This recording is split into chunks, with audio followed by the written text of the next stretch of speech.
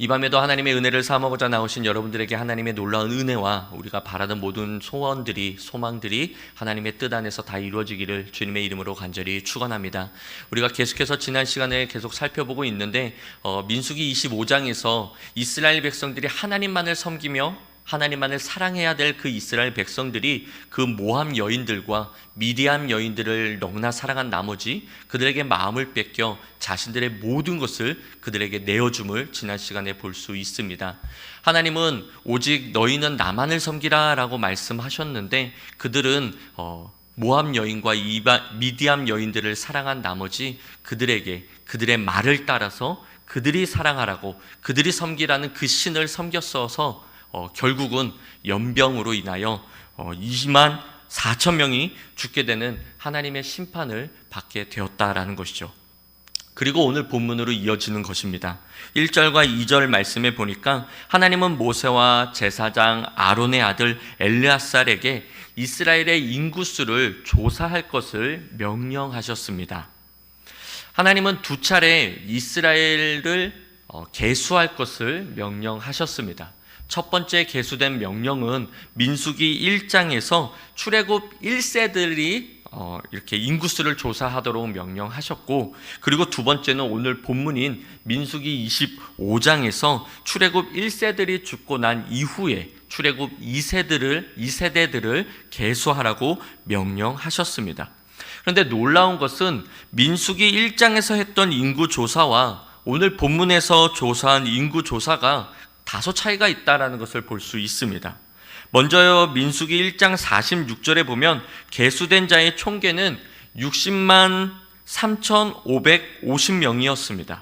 그런데 오늘 본문 51절에 보니까 계수된 자가 60만 1,730명이었다는 것입니다. 물론 이것은 20세 이상으로 된 남자만을 계수한 것이긴 하지만 1차 조사 때와는 이렇게 확실히 1820명이나 줄었다는 것을 볼 수 있습니다. 오늘날처럼 많은 청년들이 결혼이 늦어지고 또는 이렇게 자녀를 갖는 것이 너무나 어려운 경우라면 어느 정도 우리가 이해할 수 있습니다. 그런데 당시 고대 사회는 한 사람이 몇 명의 아내를 둘 정도로 이 자식에 대한, 자손에 대한 그런 열망이 뜨거웠던 시대였습니다. 즉, 다시 말해서 자연스럽게 인구가 감소되는 것은 있을 수 없다라는 것이죠. 그렇다면 광야 생활이 고됐기 때문에 감소했던 걸까? 광야의 그 38년, 40년의 그 세월이 너무나 힘들었기 때문에 그로 인해서 이렇게 자연사 또는 돌연사, 예기치 못한 죽음으로 인해서 인구가 감소된 걸까? 그것 또한 아니다라는 것이죠. 만약 그렇다라고 말한다면 이는 하나님의 그 보호하심과 하나님의 은혜와 또 하나님의 그 전지전능하신 인도하심을 제한적으로 또는 이렇게 완벽하지 못한 것으로 인정하는 꼴밖에 되지 않기 때문입니다. 그러니 그런 일은 없다라는 것이죠. 그렇다면 그 뭔가가 뭘까라는 것이죠. 왜 인구가 줄었던 걸까? 그것은 하나님 앞에 이스라엘 백성들이 원망하고 불평하고 불만했기 때문입니다. 그들은 하나님을 향해서 사랑과 섬김으로 나아간 것이 아니라 오히려 하나님을 향해, 모세를 향해 손가락질을 하고 하나님을 대적했다라는 것이죠. 하나님을 믿고 섬겨야 될 하나님의 말씀과 하나님의 명령 따라 그 뜻대로 순종해야 될 이스라엘 백성들이 오히려 하나님으로부터 벗어났다라는 거예요. 그들 스스로가 하나님으로부터 벗어났기 때문에 하나님의 보호하심이 없었다라는 것이죠. 여기서 우리는 무엇을 깨닫게 됩니까? 하나님의 보호하심이 없다면 우리는 죽을 수밖에 없는 인생이다라는 거예요. 하나님이 우리를 내버려 두신다면 우리는 죽을 수밖에 없는 인생이다라는 것입니다. 다시 말해 하나님의 말씀과 그 주권적 보호하심에서 그들 스스로가 벗어났기 때문에 이스라엘은 점차 감소되었다라는 것이죠. 포도나무 가지인 우리가 포도나무에서 떨어지게 된다면 결국은 썩어 죽게 됩니다. 아무런 생명력이 없기에 아무런 열매도, 즉 하나님으로부터 공급되는 그 은혜와 복을 누릴 수가 없다라는 것이죠. 그러니 저와 여러분은 어떻게 해서든 포도나무에 접붙이기 위한 힘씀이 있어야 된다라는 것이죠. 출애굽 1세대들은 수없이 하나님을 향해 원망하고 불평하고 또 불만을 가졌습니다. 그리고 크고 작은 사건들 앞에서 모세와 하나님을 향해 끊임없이 손가락질을 하고 대적했다라는 것이죠. 그뿐만이 아니죠. 모세가 더디오자 금송아지를 만들고 이것이 하나님이다 라고 그 금송아지를 섬기려고까지 하였습니다. 틈만 나면 다른 지도자를 세워서 애국으로 돌아가려고 힘썼다라는 것이죠.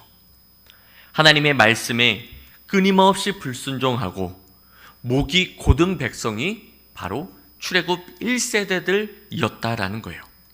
그래서 하나님으로부터 그때그때 원망하고 불평하고 감사의 입술이 아닌 그런 원망의 입술을 하는 그들을 하나님께서는 징계하셨다라는 것이죠. 결국 이 광야에서 다 죽게 된 것입니다. 이런 뼈아픈 모습을 그들 자녀인 출애굽 2세대들은 그 모습을 봐서 멀리 했어야 되는데 안타깝게도 이들 역시 부모의 신앙을 고스란히 답습했다라는 거예요. 우리는 그 답습한 사건을 지난주 25장에서 살펴보았습니다.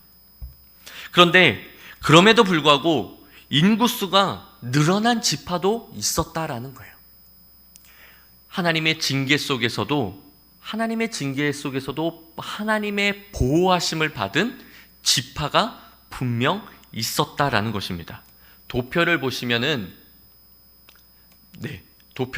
되면 루벤, 시므온, 갓, 에브라임, 납달리 지파는 인구수가 줄었습니다.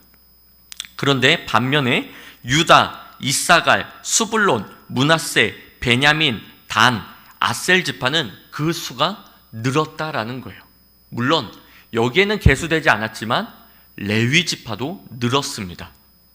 징계와 심판 중에서도 하나님은 이스라엘 백성들을 계속해서 붙잡고 계신다는 사실을 우리는 알 수 있다라는 것이죠. 그 가운데에서도 하나님을 경외하며 하나님의 말씀을 끝까지 붙잡고 있었던 하나님의 그 명령에 순종한 지파들을 하나님은 축복하셨다라는 거예요. 그래서 그들의 인구수는 감소된 것이 아니라 날로 부흥된 것입니다. 뿐만 아니라 본문 52절과 53절에 여호와께서 모세에게 말씀하여 이르시되 그 명수대로 땅을 나눠줘 기업을 삼게 하라라고 명령하셨습니다. 하나님의 말씀대로 하나님의 명령대로 순종한 그 지파는 하나님으로부터 자자대대손손 복을 받았을 뿐만이 아니라 그 명수대로 땅을 기업으로 주게 되는 놀라운 복 위에 복을 받았다라는 것이죠. 그렇습니다. 모두가 그렇다고 해서 하나님의 말씀대로 사는 그도 그래야 되는 것은 아니다라는 거예요. 모두가 징계 속에서 인구수가 감소되어져 가는 그 상황 속에서도 말씀을 붙잡고 그 말씀으로 인해서 마치 에스더와 같이 죽으면 죽으리라 라는 그 각오로 이 말씀을 순종하기 위해 목숨 건 그 지파들은, 그 자손 손손들은 하나님으로부터 복을 받을 수 있다라는 거예요. 그러므로 하나님의 말씀과 그 명령에 순종한 지파는 하나님으로부터 보호하심과 복을 받은 반면에 그 말씀과 그 명령에 불순종한 지파는 하나님으로부터 징계를 받았다. 보호하심과 복이 없었기 때문에 결국 감소했다라는 것이죠. 그러니 이번 인구조사는 가나안 정복을 위한 인구조사가 아니라 하나님이 하시면 군대 수와 상관없이 얼마든지 가나안 정복을 할 수 있습니다. 우리는 그 사실을 믿습니다. 그렇죠? 우리는 기드온의 300용사를 통해서 그 사실을 볼 수 있어요. 미디안 그 연합군 13만 5천 대군이 몰려왔을 때 기드온과 300명으로 싸우지도 않고 하나님의 은혜로 그들 스스로끼리 싸워서 대승을 거두는 것을 볼 수 있지 않습니까? 하나님의 이 전쟁에 있어서는 숫자는 아무런 상관이 없다라는 거예요. 이번 2차 이 민족 이 인구 조사는 단순히 군대가 몇 명인가를 계수함이 아니라 그들로 하여금 출애굽 2세들로 하여금 깨닫게 하기 위함이었던 겁니다. 출애굽 1세대들을 본받지 말고 계속해서 하나님의 말씀과 그 계명, 그 명령을 따라 지켜 행하라. 그리하면 내가 약속한 그 땅에서 영원히 살게 해줄 거야 라는 것을 깨닫게 하기 위한 인구조사였다라는 것이죠. 다른 측면에서는 하나님께서 이스라엘 이 출애굽 2세대들에게 다시금 기회를 주는 말씀인 것입니다. 이 말씀을 붙잡고 다시금 깨달은 그들은 하나님의 놀라운 은혜와 복 위에 복이 임하는 놀라운 그러한 복을 받을 줄 믿습니다. 그러므로 사랑하는 우리 서부제일교회 성도 여러분, 저와 여러분은 어떤 환경에서든 어떤 상황 속에서든 어떠한 감정 상태라 할지라도 하나님의 말씀과 그 명령이 내게 들려졌다면 기꺼이 나의 모든 것을 내려놓고 순종해야 될 줄 믿습니다. 왜인지 아십니까? 그래야 복을 받기 때문이 아니라 하나님의 말씀은 반드시 성취되기 때문입니다. 우리는 복 받기 위해서 신앙생활하는 것이 아니에요. 물론 결과적으로는 복을 받게 되는 거죠. 이 땅에서의 복뿐만이 아니라 우리는 영생을 얻게 되는 복을 받게 되기 때문에 신앙생활하는 것도 맞기는 합니다. 하지만 우리가 복을 위해서 교회에 열심히 나오고 복 받기 위해서 기도생활하고 신앙생활하고 예배생활하는 거 아니다라는 거죠. 내가 작정해서 기도하면 내 자자대대손손이 이 이스라엘 백성들처럼 복을 받을 거야. 우리는 그것 때문에 신앙생활하는 것이 아니다라는 거예요. 우리는 하나님이 아무것도 아닌 우리를 구원해 주신 것에 감사하고 감격의 마음으로 이미 어떤 면에서 목숨을 빚진 인생이기에 하나님께 올인하는 것인 줄 믿습니다. 하나님의 말씀에 순종하는 것인 줄 믿어요. 제가 예전에도 말씀을 드렸던 것 같은데 하나님께서 이 십계명을 언제 주셨습니까? 홍해 건너서 주셨나요? 아니면 출애굽하기 전에 계명을 먼저 주시고 홍해를 건넜나요?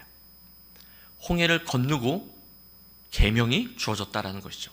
그러니 하나님이 우리에게 이 말씀을 주신 것은 이것만 순종하면 복받고 구원받는다 이러한 뜻으로 우리에게 주어진 것이 아니라 구원받은 백성이라면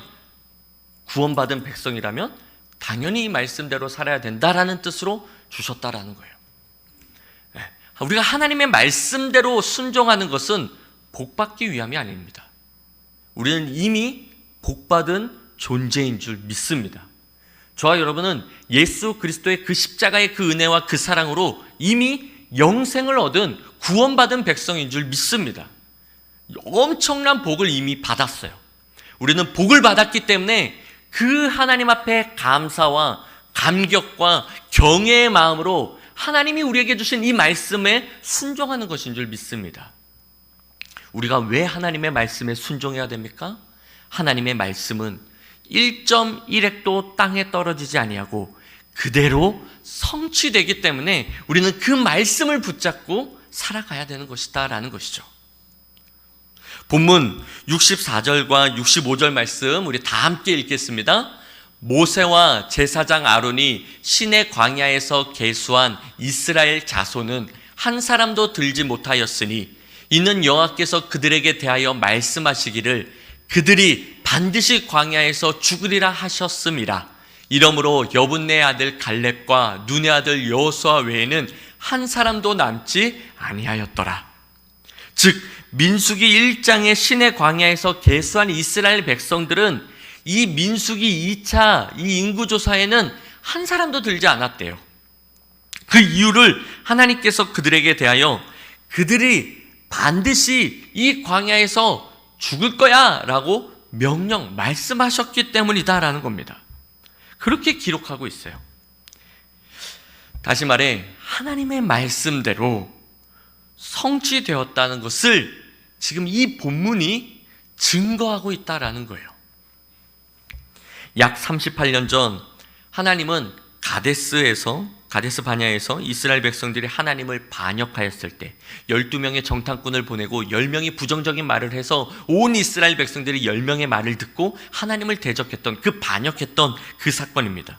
그때 여호수아와 갈렙을 제외한 모든 이스라엘 백성들이 하나님을 대적했습니다. 바로 그때 그들이 너희 말이 내 귀에 들린 대로 내가 시행하리라 라고 말씀하신 그 하나님께서 그 말씀이 지금 오늘 이 본문에서 다 성취되었다라는 거예요. 그들 모두가 여호수아와 갈렙을 제외한 그들 모두가 이 광야에서 다 죽었다라는 거예요. 그래서 2차 계수하던 이 현장에 그들은 아무도 없었다라는 것이죠. 그런데 그 말씀이 지금 그대로 성취되었다는 것을 인구조사를 통해 이스라엘 출애굽 2세대들에게 깨닫게 해주고 있다라는 거예요. 하나님의 말씀대로 그대로 성취되었다는 것을 인구조사를 통해서 그들 스스로가 알게 되었다라는 것이죠. 즉 하나님으로부터 놀라운 기회를 다시금 부여받았다라는 겁니다. 우리는 왜 예배를 통해서 하나님의 말씀을 들음으로 인해서 이 예배가 왜 중요합니까? 계속해서 예배를 통하여 하나님의 말씀을 통하여 다시금 우리에게 기회가 주어지는 말씀이기 때문에 우리는 이 예배가 중요한 것입니다. 우리는 날마다 수요 예배, 금요 철야, 새벽 예배 또는 주일 예배 그 예배들을 통해서 우리는 영적 인구 조사를 해야 된다라는 거예요. 하나님의 말씀으로 나를 살피고 그 말씀으로 나를 열어보아 아하 내가 이랬구나 아하 하나님의 말씀은 이런 것이었구나 라는 것을 깨달아 다시금 기회를 얻어 내가 가고자 했던 그 길에서 기꺼이 내 몸을 틀어 하나님의 방향으로 내 몸을 인도해 나아가야 된다라는 것이죠. 인구조사의 이 두 번째는 하나님께서 이스라엘 백성들에게 주시는 놀라운 은혜이자 기회였다라는 것입니다. 여기서 우리는 하나님의 말씀의 진정성을 볼 수 있습니다. 하나님의 말씀에는 거짓이 없으십니다. 하나님의 말씀은 무엇이든지 다 그대로 이루어진다라는 거예요.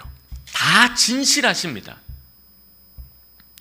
그렇기 때문에 하나님의 말씀은 그것이 무엇이든 반드시 성취된다는 것을 우리는 늘 인식하며 살아야 됩니다. 하나님의 말씀은 그대로 이루어지기 때문에 우리는 그 말씀을 붙잡기 위한 몸부림이 있어야 된다라는 거예요. 시편 1편 1절 복 있는 사람은 여호와의 말씀을 주야로 묵상한대요. 2절 말씀에 보니까 주야로 묵상합니다. 그렇기 때문에 하나님의 말씀은 그 무엇이든 성취된다라는 것을 우리는 기억하고 날마다 그 말씀을 붙잡고 살아가야 될 줄 믿습니다. 왜냐하면 하나님의 말씀은 첫째 진실되고 두 번째 그 모든 말씀을 하나님께서 말씀하신 그 모든 말씀을 이루어 나아가는데 하나님의 능력은 조금도 부족함이 없기 때문입니다. 그러므로 사랑하는 성도 여러분, 저와 여러분 우리 모두는 하나님의 말씀과 그 명령대로 살아야 할 줄 믿습니다. 예전에도 말씀드렸지만 수많은 사람들이 예수님을 따랐습니다. 예수님으로부터 하나님의 말씀을 듣고자 먼 거리를 마다하지 않고 예수님을 따랐어요. 베드로는 갈릴리 호숫가에서 늘 그러했듯이 그물을 내려 고기를 잡았습니다. 여느 때와 마찬가지로 베드로는 그날도 그물을 내렸어요. 그런데 밤이 새도록 수고하였지만 한 마리도 잡지 못한 것입니다. 어쩔 수 없이 그물을 씻고 있는 중에 예수님이 베드로를 찾아오셨어요. 그리고 그에게 말씀하시죠.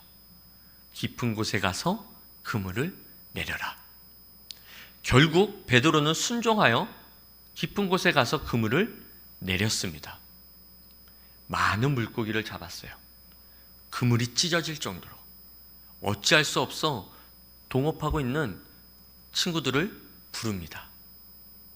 그리고 그제서야 예수님이 누구신지도 몰랐던 베드로는 그 경험을 하고 나서야 주님의 무릎 앞에 엎드려 주님, 저를 떠나소서 저는 죄인이로소이다 라는 남다른 신앙 고백을 합니다.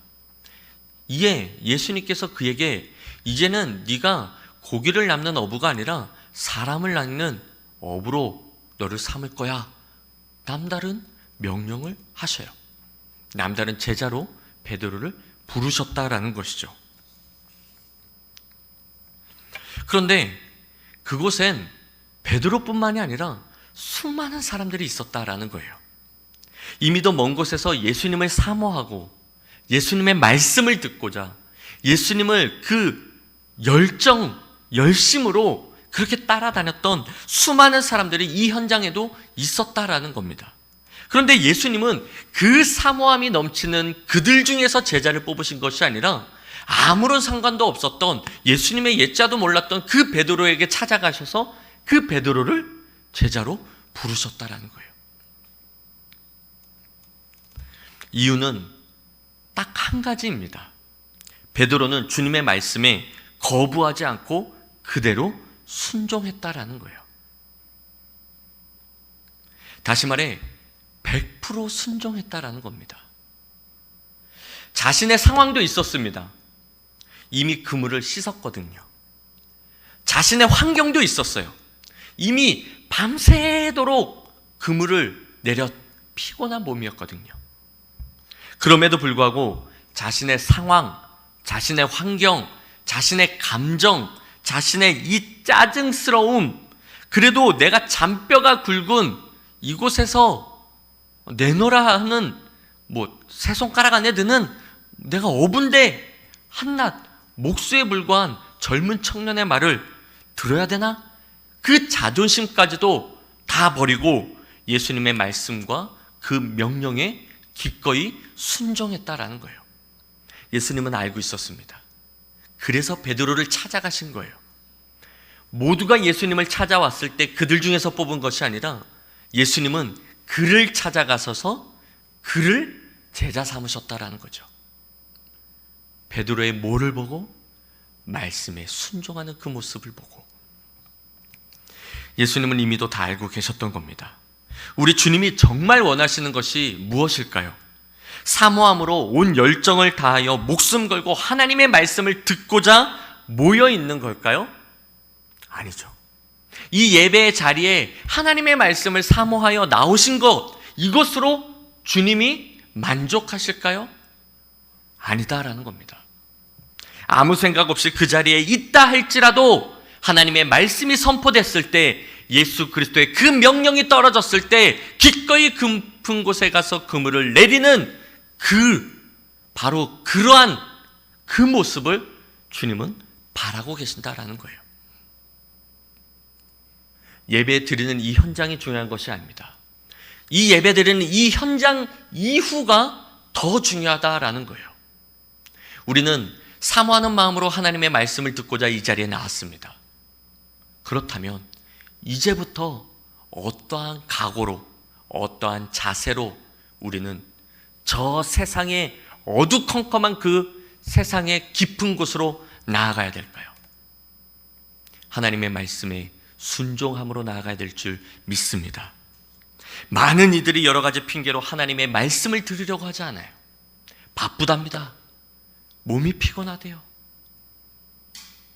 그래서 예배의 이 귀중함을 2차 이 인구조사와 같은 이 영적 인구조사와 같은 이것을 멀리하고 있어요. 그들에게는 누구나 설득할 만한, 설득당할 수밖에 없는 여러 가지 정황과 상황과 형편들이 다 있습니다. 핑계 없는 무덤이 없다라고 하죠. 저마다 하나님의 말씀에 순종하지 못하는 저마다의 핑계들이 다 있다라는 거예요.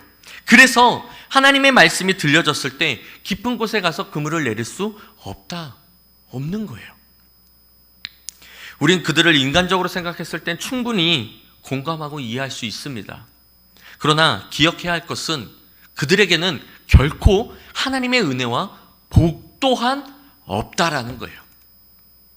아무리 생각해도 이해가 안 되고, 아무리 생각해도 납득이 안 가도, 좋게 좋게 생각해도 이건 도저히 아니라고 여길 수밖에 없는 하나님의 명령이라 할지라도 기꺼이 그물을 깊은 곳에 내리면 그물이 찢어질 듯한 하나님의 은혜와 복을 받는다라는 거예요.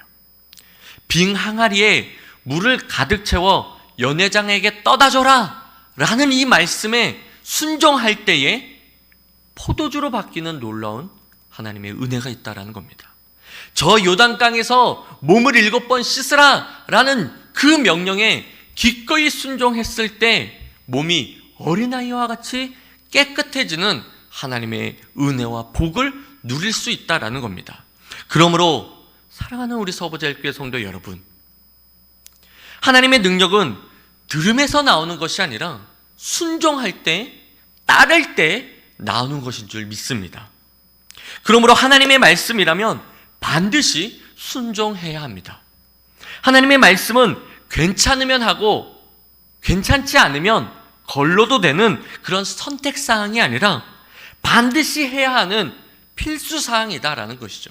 하나님의 명령이 떨어지면 반드시 그 명령을 수행하기 위한 몸부림이, 처절함이, 치열함이, 죽기 살기에 그러한 각오가 있어야 된다라는 겁니다. 하나님의 말씀은 시간 나면 하고 시간 없으면 그냥 지나가도 되는 차선사항이 아니라 반드시 시간이 없다면 먼저 해야 될 우선사항인 줄 믿습니다. 우리는 하나님의 말씀을 듣습니다. 지금 이 순간에도 말이죠. 우리는 하나님의 말씀을 사모하기 때문에 육신의 피곤함은 있지만 이 시간에 이 자리에 나와 하나님의 말씀을 사모하여 듣고 있는 줄 믿습니다. 바라옵기는 저와 여러분이 그저 하나님의 말씀을 듣고 끝내는 저 무리들과 같은 신앙이 아니라 피곤한, 밤이 새도록 수고하여 피곤한 몸을 입고 있는 베드로와 같은, 그럼에도 불구하고 깊은 곳에 가서 그물을 내리는 그러한 신앙인들이 되시기를 주님의 이름으로 간절히 축원합니다.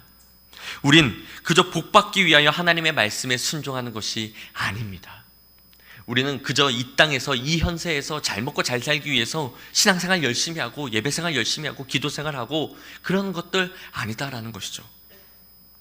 우리는 아무것도 아닌 나에게 오셔서 이제는 고기가 아닌 사람을 낚는 어부, 다시 말해 특별한 제자로 삼으신 것, 특별한 하나님의 백성으로 삼으신 것에 감사하여, 그 은혜와 그 사랑에 감사하여, 뿐만 아니라 주님이 주신 것으로 만족하는 것이 아니라 그것을 주시는 주님 한 분만으로 만족하기 때문에 기꺼이 나의 모든 것을 버리고, 베드로가 그물과 배와 그 그물이 찢어질 듯한 잡힌 그 모든 고기를 다 버리고 주님을 따랐던 것처럼 기꺼이 나의 모든 것을 따르는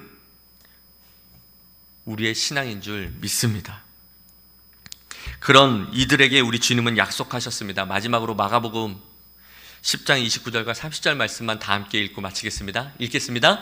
예수께서 이르시되 내가 진실로 너희에게 이르노니 나와 복음을 위하여 집이나 형제나 자매나 어머니나 아버지나 자식이나 전토를 벌인 자는 현세에 있어 집과 형제와 자매와 어머니와 자식과 전토를 100배나 받되 박해를 겸하여 받고 내세에 영생을 받지 못할 자가 없느니라. 아멘. 바라옵기는 저와 여러분 우리 모두의 바로 이러한 은혜와 복이 이 땅에서 100배의 복, 그리고 하나님 앞에 갔을 때에는 그 영생의 복을 이 복의 주인공이 저와 여러분 우리 모두가 되시기를 주님의 이름으로 간절히 축원합니다. 하나님의 말씀에 순종합시다. 기꺼이 그 말씀 따라 깊은 곳에 가서 그물을 내리라면 내립시다.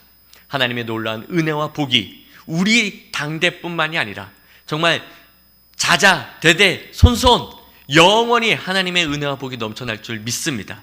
그러한 우리 가정, 복된 가정, 모두에게 본이 되는 가정, 또한 우리의 입술을 열어 간증함으로 하나님을 증거하는 우리 가정, 우리 자신의 신앙이 되기를 주님의 이름으로 간절히 축원합니다.